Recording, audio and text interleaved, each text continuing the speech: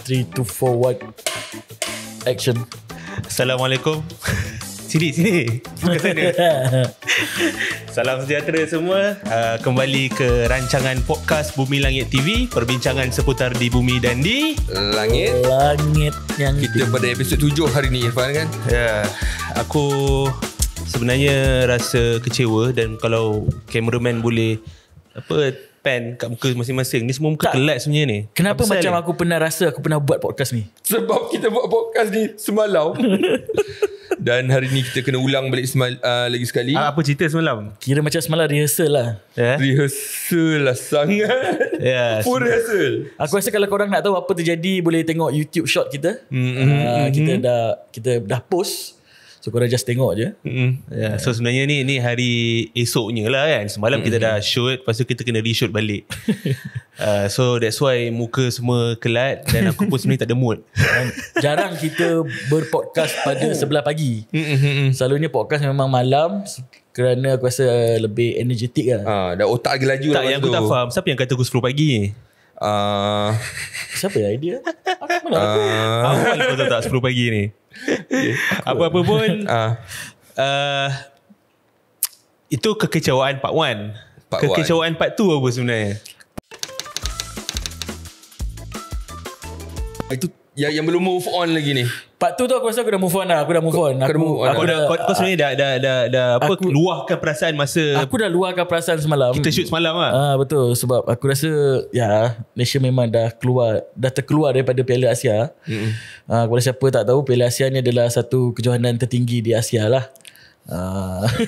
Kau explain keliru. Kenapa aku nak kena ulang balik? Okay. So dia kejohanan tertinggi di Asia, setanding dengan Piala Eropah, Piala Afrika, Piala Copa America. Copa America. Ini aku tahu. Sebab John nak check mention semalam. So Malaysia memang dah tak ada harapan untuk Tak ada harapan. Kalau kau menang dalam Piala 10-0 Asia lawan Korea Selatan pun, kita akan still berada di tangga keempat. Bukan tangga ketiga, tangga keempat. Sebab rules Asia ni dia beza sikit. Dia kena head to head dengan point yang sama dengan kau. Contohlah Bahrain still 3 points, Malaysia 3 points. So dia tengok head to head. So sekarang ni kita punya perlawanan untuk tim Harimau Malaya ada berapa tinggal? Satu je tinggal. Dengan siapa? Korea Selatan. Oh, okay. Dan dah berapa lama Malaysia tak ke Piala Asia? Semenjak 1980 secara merit. Secara merit 1980 last kali, 43 tahun yang lepas. Tahun 2007 kita layak secara automatik lah. Sebab jadi host kan? Ya, betul, jadi host. Bila last kali kita menang dekat Piala Asia ni? 1980 kak, lawan dengan Kuwait tak silap aku. Kuwait 2-0. Itu kali terakhir kita menang. Dan aku rasa ni dah berapa hari dah, aku dah tak ingat. Tapi macam Malaysia lawan dengan persahabatan ataupun kejohanan luar negara macam selalu kalah kan. Jadi macam kenapa kita terus berharapan untuk Harimau Malaya ni? Tak, setiap kali kejohanan dia ada drum up kan. Macam, in fact untuk last pertandingan pun dia punya pengacara tu cakap Malaysia boleh lagi, boleh cipta magic untuk lawan dengan Korea Selatan. Macam masing-masing bagi harapan tinggi lah. Aku rasa masalah Malaysia ni sama dengan England. Kalau siapa tak tahu, England ni salah satu tim bola sepak dekat Eropah lah. England sebab hype up media sukan ataupun news media ni kadang-kadang main, aku tak tahulah, sebab Malaysia punya style lebih kurang yang macam dekat England. Play bola kahwin dengan selebriti. So memang hype up tu memang kuat lah. Jadi macam jadi macam wrestling lah kan. Dia punya cerita tu power kan. Tapi kalau to be fair untuk Malaysia, kita berada dalam grup E ni pun, kita dalam segi ranking kita masih lagi bawah daripada ketiga yang paling bawah lah. Paling bawah. Kita 130 berbanding dengan banding dengan tak tahu berapa. Jordan, Bahrain, Korea Selatan semua tinggi kat atas. Jordan dengan Bahrain ranking 87 dengan 88. Korea Selatan aku tak ingat ranking berapa, tapi one of the top ranking lah. Below 100 lah. Kita bawah 100. Jadi macam mana kita nak happykan diri kita ni? Move on, try layak untuk Piala Dunia pula. Harapan yang tinggi, tapi try layak untuk next Piala Asia lah. Dia kalau kita boleh pinpoint silap siapa, boleh pinpoint ke silap siapa? Ataupun adakah ini semua salah jurulatih ke? Ataupun pemain-pemain yang dimasukkan untuk berlawan. Kalau tak nak jawab boleh WhatsApp lah. Boleh WhatsApp. Kalau baca Twitter tu memang banyak lah orang salahkan JDT lah. Aku mention je lah. Disalahkan JDT, salahkan Selangor ada orang salahkan Selangor. Ada? Sebab dia kibarkan bendera Selangor dekat Qatar. Salahkan WhatsApp.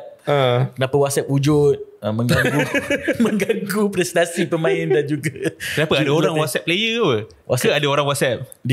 Alah, ni dulu cerita-cerita lama lah. Ni aku cerita je lah kan. Cerita je lah, tak apalah. Open secret lah pun. TMJ Tengku Mahkota pernah WhatsApp coach Malaysia. I see. Dia letak dekat Insta story. So orang Malaysia pun dah tahu dah. And dia pun memang tunjuk pun. Kalau Malaysia menang dia akan tunjuk lah, okay, ni dia dah. Dia yang maksudnya WhatsApp. dia lah yang susun Dia tak susun. strategi. Maknanya sebenarnya Kim Panggon dia yang WhatsApp TMJ. Dia kata, "Hi Prince, this is our lineup." Pernah kali keluar dekat dia punya Insta story.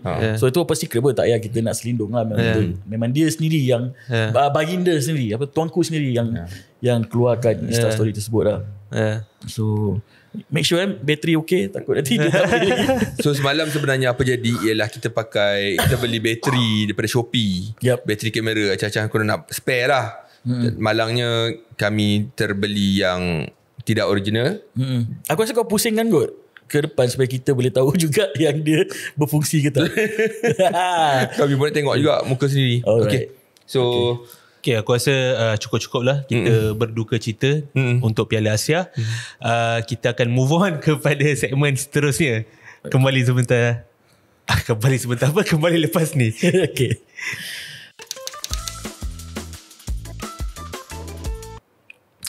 Okay, kembali semula dalam Bumi Langit TV Podcast. siapa yang belum subscribe, boleh subscribe, boleh like. Siapa yang belum like, like. Boleh komen. Surprisingly last episode ramai juga orang komen. Yang kita pun reply. Aku sorry reply yang SBB tu. Itu kau ke? Ipan paling tak suka kalau kita short form kan. Tapi sebenarnya untuk social media okey kot. Okey kot. Dia kata kau yang reply semua komen kau reply janganlah kata aku reply. Admin. Oh okay, kantoi lah. Itu reply. Kalau ada DM, slide DM, tak ada. Tak ada. Jangan buat pangai YouTube tak ada DM. Tak ada. Oh tak ada. Tak ada. Oh okey. Okey. Berikutnya aku dah lama tak nampak semenjak kerajaan Madani memerintah negara ni kurang protes kurang demo. Ke ada? Ada lah, tapi dia banyak pada side pembangkang lah sebenarnya. Ada pembangkang. Ada? Bila? Ada. Tahun lepas? Tapi tak cukup besar macam ISA, tak cukup besar macam Padang Merbuk RU355. Aku rasa diorang pun masa dah lose momentum. Tan Sri Muhyiddin masuk court, diorang pergi tu ada kira demo lah in a sense. Tapi tu pun tak besar sangat. Tapi John, aku tengok dekat Insta story pula, dekat X dia post something pasal bersih. Hari Sabtu lepas kita ada buat flash mob lah. Dia bukan demo, dia flash mob. Okay. Kami bergerak daripada Cat Central. Kau sebagai orang yang menyokong kerajaan pun kau sokong protes demo ni. Lawan tetap lawan. Ingat, kita ni bukan anak biologis Anwar Ibrahim. Kita anak ideologis Anwar Ibrahim. Faham? Okay. Syok mengaku kan. Siapa yang jadi Sabtu lepas? Jadi ada flash mob daripada Cat Central pergi ke Masjid Jamek. Kat situ kami buat dua tuntutan besar lah. Yang pertama untuk hapuskan DNAA untuk politician. DNA ni apa?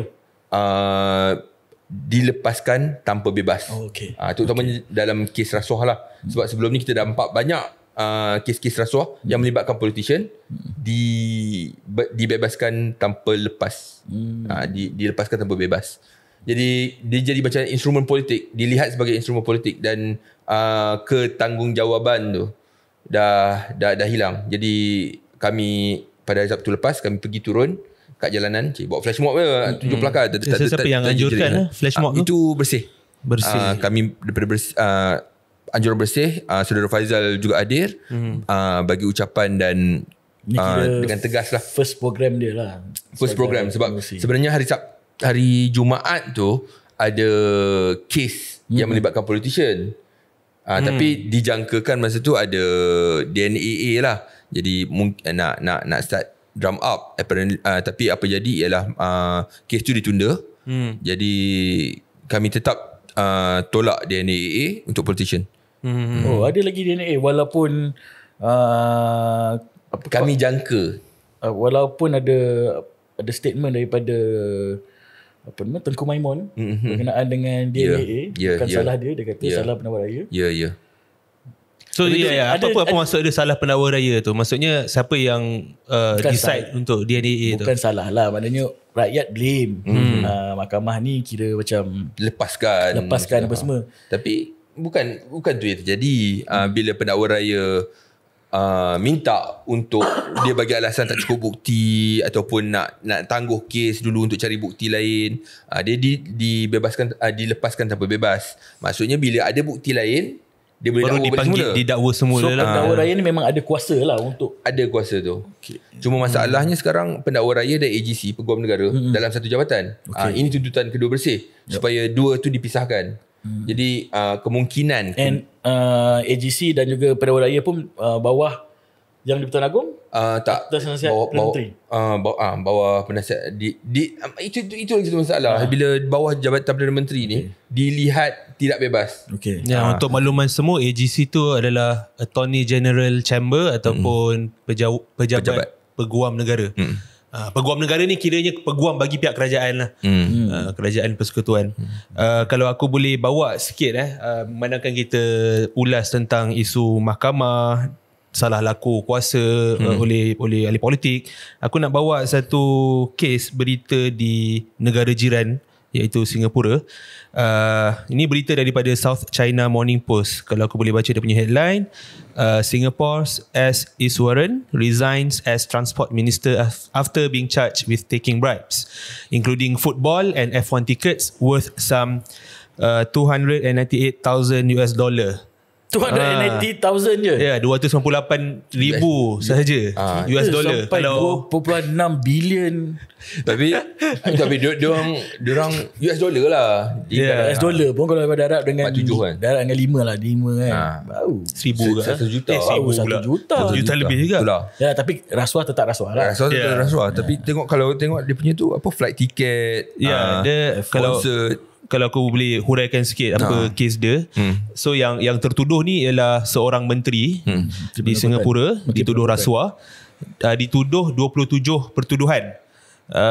Dan antara benda yang dituduh tu lah ataupun yang diterima rasuah tu seperti tiket bola, acara musikal, penemangan peribadi. Maksudnya dia dapat benefit daripada seorang tycoon. Nama dia Ong Beng Seng. Tapi dalam kes ni Menteri Pengangkutan Singapura tu dah didakwa lah kat mahkamah. Ya, dia ditahan pada Julai 2023. Dan dia juga setahu aku dia digantung tugas sebagai menteri oleh Perdana Menteri Singapura Lee Hsien Loong. Dan juga pada 16 hari bulan Januari dia dah hantar surat peletakan jawatan apabila dia di-charge di mahkamah. Dia letak jawatan sebagai Member of Parliament dan juga ahli parlimen dan juga menteri. Dan pada 17 hari bulan dia tulis lagi satu lagi pucuk surat kepada Perdana Menteri Lee Hsien Loong mengatakan bahawa beliau juga akan bagi balik segala gaji dia, allowance dia, pulangkan balik gaji dia, allowance dia yang dia terima semenjak Julai 2023 sampailah ke hari yang dia resign. Resign daripada gantung sampai kena dakwa lah. I see. So kita nampak itu standard Singapura lah. Urus tadbir Singapura kan. Tapi kat Malaysia pun ada juga menteri kena dakwa. Apa? Kat Malaysia pun ada juga menteri kena dakwa. Baru. Sangat recent. Sanusi? Oh ya. Hasutan. Dia menteri besar lah. Menteri besar. Tapi boleh karaoke lagi malam-malam. Apa isu dia? Menteri besar Kedah, Sanusi. Okey, ini aku baca pula daripada news. Kau baca news, aku baca news kan. Daripada news ni baik. Daripada berita harian. Senang lah baca je. Baca lah. Sebab kadang-kadang kita kena tahu source bukan trusted me bro. Trust me bro. Trusted me bro pula. Lambat pula internet. Okey, Selayang Mahkamah Session di sini diberitahu tindakan Menteri Besar Kedah memfailkan notis usul untuk menggantungkan pembacaan kes mengasut dihadapi Menteri Besar Kedah itu yang bermula sepatutnya pada 17 Januari. 18 Januari 2024. So ketika sebutan kes di hadapan Hakim Nur Rajah Mat Zain hari ini, Timbalan Pendakwa Raya Datuk Masri Muhammad Daud berkata ia kerana tarikh bicara sudah dipersetujui kedua-dua pihak pendakwaan dan pembelaan sebelum ini. Katanya Menteri Besar Kedah itu didakwa di mahkamah sama pada 18 Julai 2023. Sampailah ke 11 Januari lalu, tiada permohonan untuk memindahkan kes difailkan oleh tertuduh. So dalam 6 bulan ni dia tak ada ni lah, tak ada minta pun untuk tangguhkan kes. Tapi tiba-tiba bila hari nak dekat 11 Januari, dia minta untuk tangguhkan kes. Tak tahu sebab apa. Mungkin dia busy sangat kot. Tak. Dia pergi rombongan ke China. Ayolah, dia busy lah. Busy main bola, jadi menteri besar, berkaraoke malam-malam.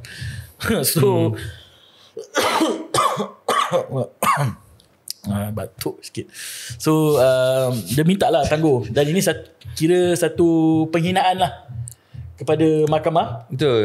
Kerana lambat-lambatkan kes. Dia main-main lah. Bagi aku benda ni macam kau dah tahu benda tu nak jadi dan kau dah beritahu 6 bulan awal. Tapi lepas tu kau macam last minute minta. Ini geng FFK lah, geng-geng yang yang kau ajak member lepak kan, lepas tu last minute dia cancel kan. Macam padahal kalau boleh je 2 bulan sebelum cakap sorry lah, gua tak boleh datang bro mahkamah. Ni tak dah seminggu lagi. Macam mana dia boleh buat rancangan untuk pergi rombongan ke China tu dalam masa 6 bulan? Adakah dia buat sebelum tu? Kalau sebelum tu mesti dia tahu. Dan kalau dia buat selepas 6 bulan tu, bila tarikh tu diberi, kenapa aku tak tunda je? Fokus dekat. Aku rasa dia takut tu. Tak tahu lah macam. Sebab kes Sultan ni, Sultan libatkan Sultan Selangor. So yang dia menghina kerabat diraja lah. Dan aku dengar juga, daripada Twitter X kan, daripada X, Trust Me Bro. Dia nak dikata digantikan dengan seorang lagi menteri besar. Ni langkah tokai. Langkah tokai. Tapi tokai tu apa? Nama tempat kat Kedah. Aku tak nak lah jadi cyber trooper pembangkang yang kita mainkan isu-isu ni. Biar hantar korang tukar lah. Aku tengok Perikatan Nasional dia macam tengah berpecah sekarang. Dan perpecahan tu dah lama juga sebenarnya kan. Dah 3 bulan 4 bulan juga. Betul. Sama-sama cyber trooper bergaduh. Terutamanya masa Dr. Samsuri jadi calon dekat Kuala Terengganu. Betul. Kemaman. Sorry, Kuala Terengganu pula. Kemaman. Dia macam ada satu pihak yang memainkan naratif bahawa Dr. Sam ni nak diangkat di Parlimen dan menjadi salah satu alternatif kepada kepimpinan Perikatan Nasional lah. Mungkin antaranya Ketua Pembangkang ataupun Tan Sri Muhyiddin itulah sendiri. Munculnya langkah Dubai tu. So menarik jugalah Betul. Apa lagi pasal Sanusi ni? Bagi aku dia ni memang tak pernah menghormati orang pun. Mahkamah ke Sultan ke apa ke, memang pangai nama tu kan. Macam mana? Tapi sebagai seorang Kedah perkataan tu actually mencarut lucah tu. Astaghfirullahaladzim. Censored censored. Inilah macam mencarut tanpa mengetahui maksud. Ya, kau sebagai orang Kedah, kau approve itu adalah perangai orang Kedah? Sanusi. Sebelum tu, kalau aku mencarut, orang Kedah kata aku sempoi. Astagfirullah. Pemimpin utama dia mencarut kan? Mencarut. Tapi kena sabar. Macam tu. Perangai orang Kedah Memang tak, dia panggil orang PN macam tu lah. Dia orang panggil orang PN. Mahathir pun orang Kedah. Tahu pula dia hormat. Sopan juga kan? Kira apa dia? Sekejap tapi tak juga. Betul lah. Banyak kenyataan dia baru-baru ni yang aku agak Lagi-lagi 10 tahun kau hilang bro. Aku orang Sarawak. Melayu Sarawak. Melayu Sarawak. Hilang juga lah tu.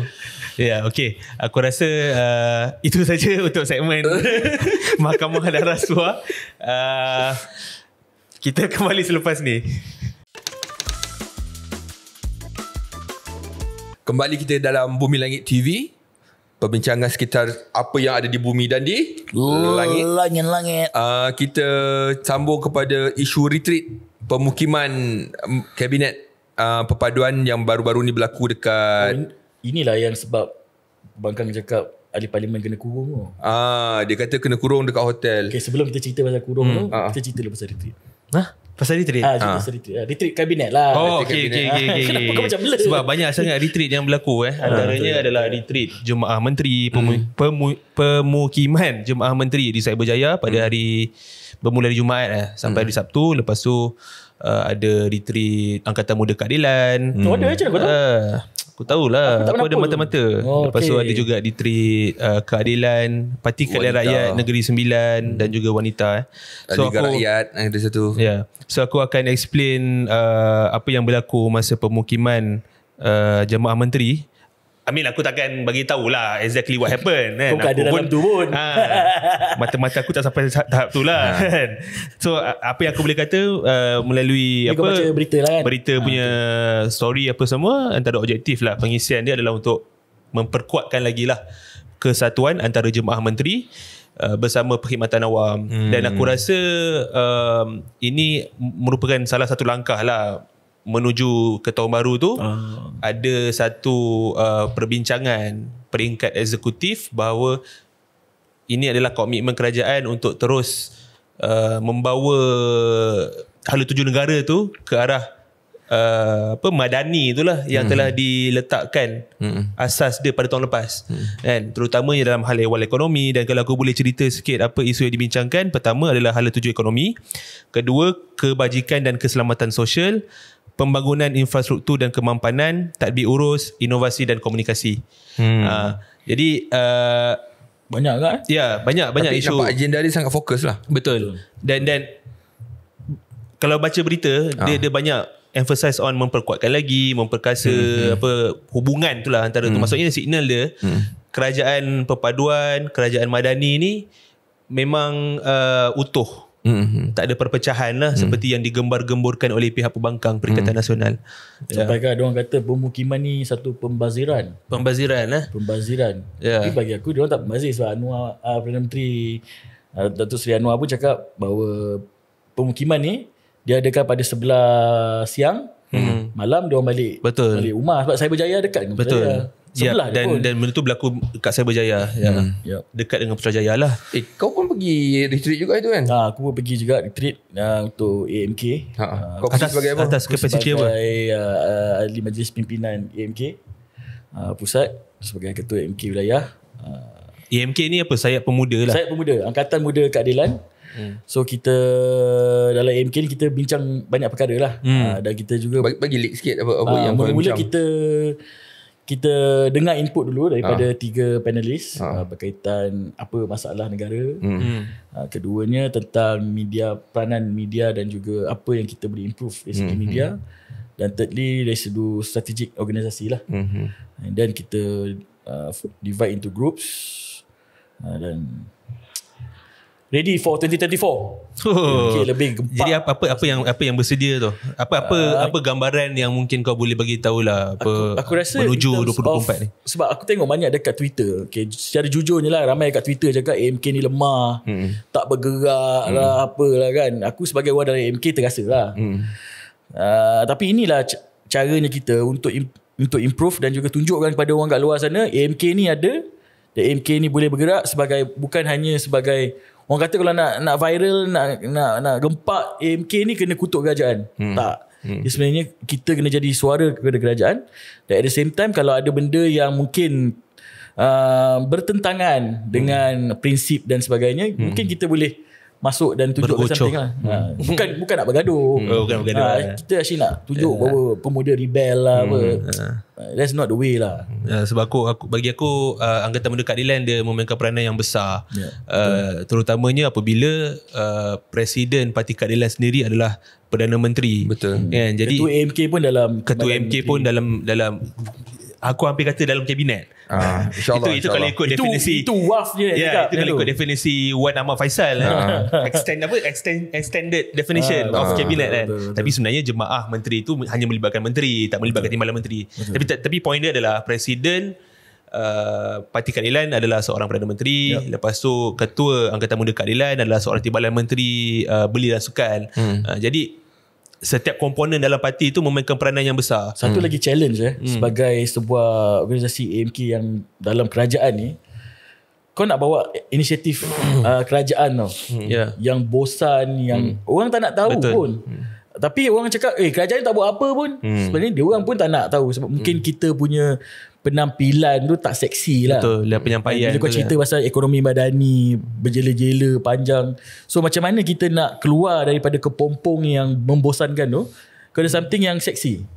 So macam mana kau jadi seksi tu? Itu satu cabaran yang besar. Kau kena jadi seksi lah. Mungkin lepas ni kau kena kutuk dulu kan. Lepas tu last-last tu cerita pasal tu ke. Ataupun tak Apa bercerita masalah buat tu TikTok kan. tak pakai baju ke. Itu semua kau kena ban bro. Oh, kena ban Bukan saja orang lain. Aku pun akan ban kau bro.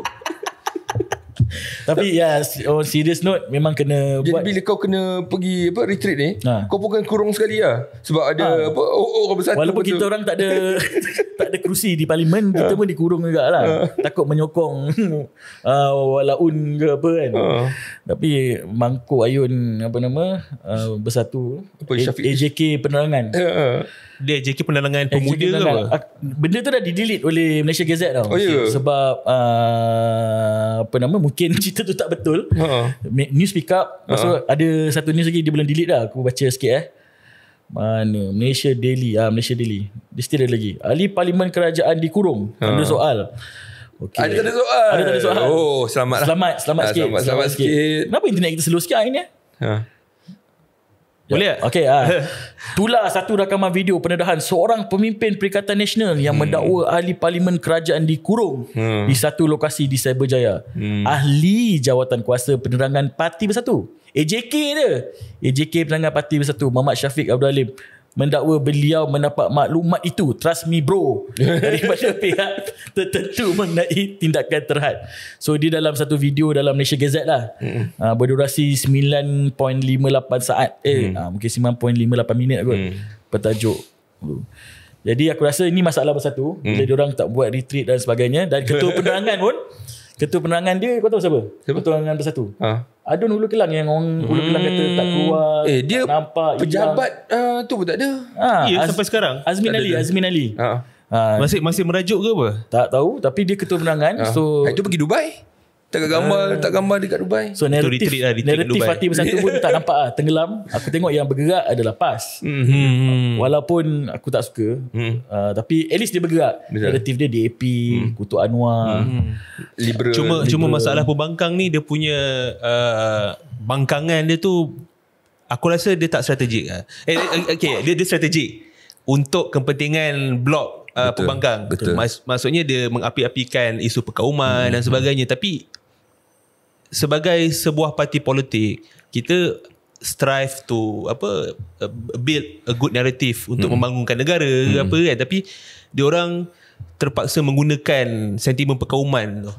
Kan itu yang bagi aku pembangkang kena lebih bersikap kritikal lah. Sebab banyak je sebenarnya yang kita boleh kritik terhadap kerajaan Madani ni.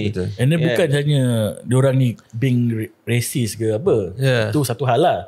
Tapi kadang cerita-cerita yang dia bawa tu tak betul. Macam contoh satu ni adalah ahli parlimen dikurung.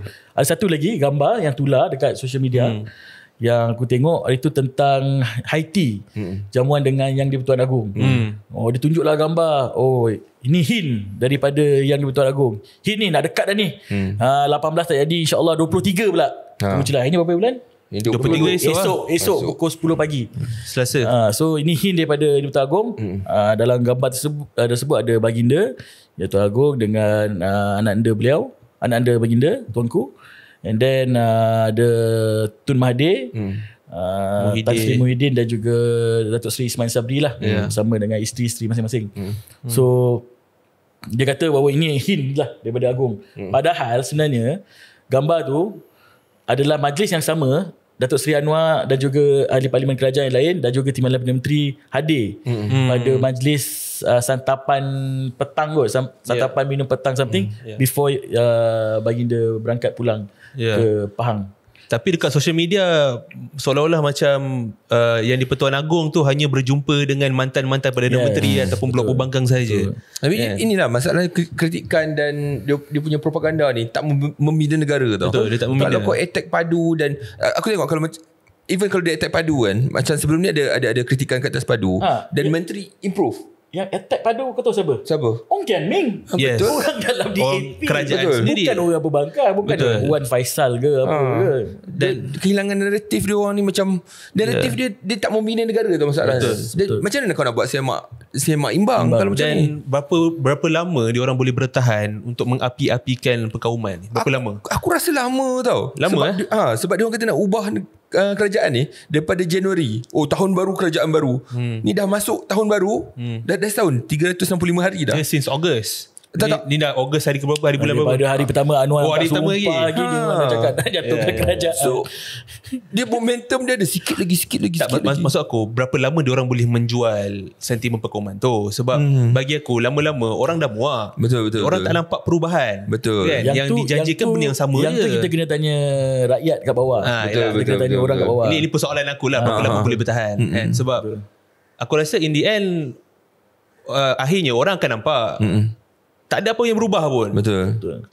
Kalau kita bandingkan dengan pembangkang zaman zaman kita kita kan, dia lain lah. Maksudnya apa pembangkang memberikan kepada rakyat dulu masa zaman Perkataan Rakyat, Perkataan Harapan adalah memberi harapan. Betul. Bahawa kita boleh mengubah negara. Betul.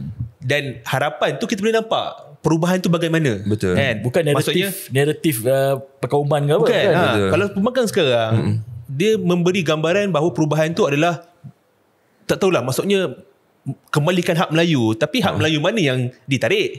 Itu persoalan terbesar dia kan. Jadi faham tak? Maksudnya dia Kan? Betul. resort to racial sentiment lah. Tak offer something. Even macam kita nak bagi suggestion pada pembangkang lah kan. Boleh je kau nak bangkitkan tentang good governance ke apa ke.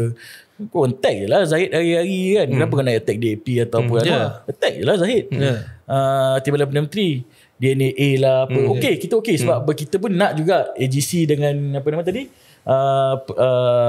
Pendakwa raya dipisahkan. Kita pun nak tengok. Dan aku tak nampak pembangkang buat benda tu. Betul. Yang aku nampak yang kuat bercakap tentang tu adalah ahli parlimen kerajaan sendiri. Betul. Ahli parlimen Pasir Gudang. Betul. Pembangkang yang kata saya menyokong ambil sikit macam Sanggari Macam tak ada idea. In fact masa zaman Pakatan Harapan dulu, kita siap ada bajet alternatif lagi.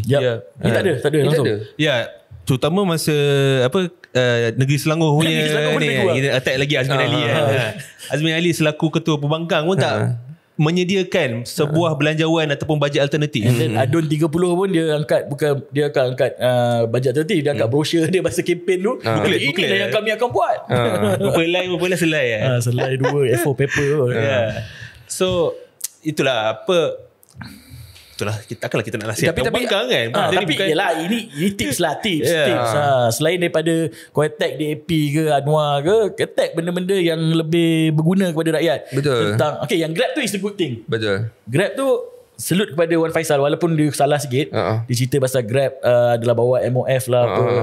But I think that is a good shot lah. Good shot. Betul. Boleh. Boleh usaha lagi lah. Boleh gerak. Macam isu tu okay good. Tapi isu Grab tu dia ada underlying susah masalah Grab lah. Betul, susah. Tapi kalau kau tengok kan dalam belanjawan 2024, kerajaan dia bagi peruntukan khas untuk upskilling, e-hailing, gig ekonomi fokus. Sebenarnya dia masalah Grab ataupun pekerjaan gig macam tu e-hailing ni, sebenarnya dia tak boleh menjadi satu pekerjaan tetap selama-lamanya. Okay, kau tahu tak kenapa dia panggil gig ekonomi? Dia macam orang yang main gig band tu, pemuzik tu, dia buat kerja tu tetap ke tak tetap? Dia tak tetap lah, part dia time. ada kerja Betul. hakiki kan. So gig ekonomi tu kena treat macam tu. Maknanya kau bagi gig malam-malam, band dan sebagainya lah. Tapi kita faham kenapa ramai orang berpindah ke pekerjaan gig seperti membantu Grab dan sebagainya, kerana tak ada peluang pekerjaan berkualiti. Betul. Ataupun gaji yang berkualiti. Betul. Tapi gaji yang bermaruah. Gaji yang bermaruah. Macam John kata, kerajaan ada sediakan upskilling program kan. Ini antara usaha kerajaan madani untuk mengeluarkan pekerja-pekerja yang tersekat dalam e-hailing punya industri ni untuk keluar. Betul. Mencari pekerjaan lain. Ya betul. And then satu je aku nak tambah pasal Grab. Grab ni dia tak ada career progression. Betul. Career progression tak ada. Kau takkanlah selamanya kau nak hantar makanan kat rumah orang. Kalau betul jadi pengurus, kalau kau ada career pass, jadi pengurus penghantar makanan. Memang tak ada lah. Oh tak ada kan? Tak ada. Aku ingat ada. Apa jadi ketua platun area Taman Melawati. Mana ada?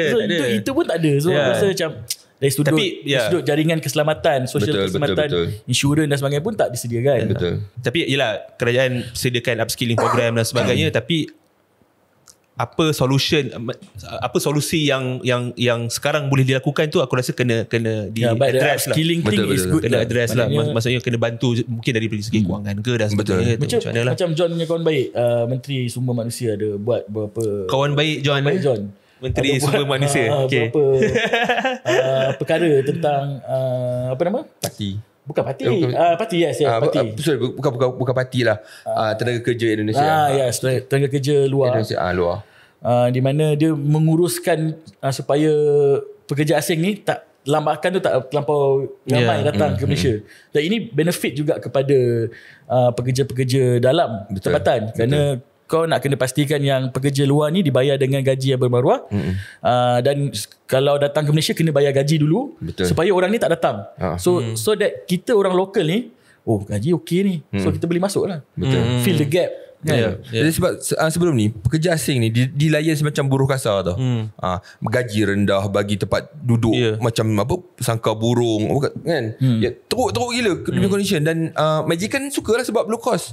Tapi bila benda-benda dihentikan, cost naik, dia kata baik ambil pekerja tempatan sebab kos dia sama. Jadi itu nak fill the gap lah. Tapi macam Irfan cakap tadi lah, ini langkah-langkah yang jangka panjang atau sederhana. Tapi yang sekarang ni, orang yang tengah suffer sekarang ni, itu kena address lah. Betul. Dan mungkin nak mention juga, ada sedikit masa lagi tentang IPR. Singkatan IPR apa? Inisiatif Pendapatan Rakyat oleh Kementerian Ekonomi. Menteri dia Rafizi Ramli lah. Maksudnya kerajaan sekarang memfokuskan kepada bidang pertanian, bidang peladangan semua ni kan. So itu mungkin antara benda yang kita sebagai orang muda kan, yang mungkin sekarang tengah mencari kerja, mungkin boleh Google lah IPR tu apa. Dia ada banyak inisiatif bawah tu. IPR yang vending machine tu pun, itu bukan kerja full time. Dia macam dia tu contohnya individu A Acah Asfar ada kerja lain. So dia nak cari gaji tambahan, gaji dia RM2,500, pendapatan tambahan mungkin dia dapat daripada vending machine tu RM1,800 sebulan. So itulah betul solusi ataupun sedikit cadangan lah, ataupun cara nak improvekan gaji yang bermaruah lah. So korang kalau tengah cari kerja ke apa ke, ataupun nak tingkatkan pendapatan ke, tengok inisiatif Pendapatan Rakyat IPR ada banyak. Ada sektor macam perniagaan usahawan tu, yang vending machine tu satu program. Lepas tu ada program pertanian yang sekarang dah nampak hasil. And boleh tengok lah dekat page menteri ataupun dekat website lah. Semalam aku tengok diorang nak start tanam bawang kat Malaysia. Which is good sebab kita export, kita import banyak bawang daripada negara jiran. Tapi bila nak tanam bawang kan, harga air, tarif air nak naik pula. Alamak. Kita sambung je lagi lah. Kita rehat dulu mana ada rehat? Ini rehat terakhir ni. Sambung terus. Ini kita punya penutup. Alright. Untuk isu air. Isu air. Tarif air naik, Azfar. Ni apa ni kerajaan Madani ni? Kau sebagai tadi mengaku MK kan? Ni apa cerita ni? Okey lah, isu air ni adalah isu yang sangat dipersetujui oleh semua kerajaan-kerajaan negeri. Bukan nak blame on kerajaan negeri, tapi sebenarnya bidang air ni adalah bidang kerajaan negeri. Kalau kau tengok kenapa dipanggil Syarikat Air Selangor, Syarikat Air Negeri Sembilan Sains, Kelantan apa panggil? Kasar.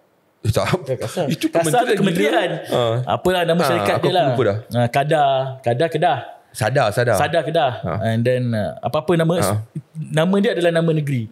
So kalau korang nak tahu, memang bidang kuasa air ni bukan bawah Kerajaan Persekutuan, tapi kita buat penyelarasan tarif air tu untuk memastikan bahawa perkhidmatan air di negeri masing-masing, negeri contohnya negeri Pembangkang, Terengganu, Kelantan dan juga Kedah berada dalam keadaan yang baik. Sebab isunya sekarang ni adalah dekat Kedah, air yang terawat, lebihan air terawat tu kosong. 0%. Sampaikan di Kedah tak ada air lah. Dah berapa lama. And then juga di Kelantan, air berkarat disebabkan pipe bocor dan juga pipe tu dah berkarat. Dah tak diganti selama 40 tahun. Sebab apa? Sebab harga air terlampau murah di Malaysia. Jadi kerajaan negeri minta Kerajaan Persekutuan untuk menaikkan tarif air sedikit supaya dapat membantulah kerajaan-kerajaan negeri menyelesaikan banyak perkara lah. Dan ini juga diminta oleh Exco di Terengganu, Menteri Besar dan sebagainya. Jadi it's not a big issue. Bagi aku it's not a big issue. Tapi mungkin kalau nak naikkan air tu janganlah tinggi sangat. Sampaikan mungkin orang dah terbiasa RM13, tiba-tiba kena jadi RM130. Tapi kalau naik setakat 11 ataupun 2, 3, RM4. Tapi aku tengok tarif dia untuk yang biasa pakai pada kadar minima 20 meter padu. Maksudnya untuk keluarga yang mungkin 3 orang 4 orang, itu kenaikan dia RM1.60 sebulan. Secara roughly macam dekat Selangor, keluarga yang berpendapatan rendah masih lagi menikmati air 20 meter padu percuma lah. So tu dekat Selangor. Tapi kalau contoh kat negeri Pembangkang, kalau dia marah sangat, kenapa harga mahal? Absorb lah. Tapi ada duit. Sebab dia dah beli kereta SUV Mazda. So kalau dah beli SUV, macam mana nak bantu rakyat? Sebab tu kena priority tu kena penting. Betul. Buatlah retreat. Nanti kena kurung. Okay, aku rasa setakat itu sajalah kot untuk episod 6. Mungkin kita ceritakan sikit lah sebelum kita pergi ke Jakarta. Yes. Okay, makluman untuk semua, kita pun dah maklumkan masa episod 6. Kita akan ke Jakarta pada 25 hari bulan Januari sehingga 28 hari bulan. Antara objektif dia apa je, Pak? Objektif dia untuk memantau dan juga makan lah paling penting. Makan dan juga memantau lah, berjumpa dengan. Memantau apa? Memantau pilihan raya di sana.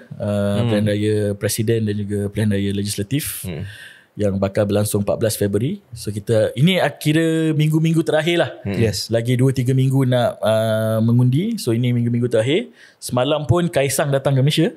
Siapa tengok IG story. Kaisang ni siapa? Kaisang ni adalah Ketua Umum Parti Solidaritas Indonesia, anak kepada Joko Widodo. Tapi dia bukan yang bertanding sebagai naib presiden. So dia datang Malaysia. So kehangatan tu dah dirasai lah. Sampai ke Malaysia ya. Sampai ke Malaysia ramai semalam. Ramai. Tengok dekat Instastory ramai gila. Berapa pengundi ya? Kita dah sebut dah ni, tapi kita recap balik lah. Recap balik lah 800 ke 900,000. 800,000 yang berdaftar. Mungkin ada lebih. So dan boleh reveal siapa yang kita jumpa? Mungkin bayangan lah. Bayang-bayangan. Itu tak boleh. Itu kena tengok. Bayangan pun tak boleh Yalah parti politik lah. Parti politik kat sana. Parti politik, pemain media. And then SPR kat sana. InsyaAllah. So berdoakanlah semoga perjalanan kami selamat. Dan mungkin kita akan buat satu podcast juga kat sana kot. Kalau sempat. Satu konten lah. 2 episod terus ke kita shoot. Okay ke? Satu episod dekat Bundaran HI. Satu lagi dekat Monas, kita jalan-jalan sambil podcast. Kawan-kawan Indonesia ataupun Malaysia yang di Indonesia mungkin boleh komen tempat makan mana yang kita kena pergilah. Selain makanan tempat tidur kita dah settle belum? Dia tak email balas lagi. Jadi kita kalau boleh komen lah siapa yang ada rumah yang boleh disewa. Betul. Kita orang ni sebenarnya tak ada duit. Duit tak besar, duit tak ramai. Tapi by the time episod ni keluar, gabu dah terlambat dah untuk komen. Jadi harap video editor boleh awalkan editing macam tu. Tak, memang kita setiap Rabu keluar.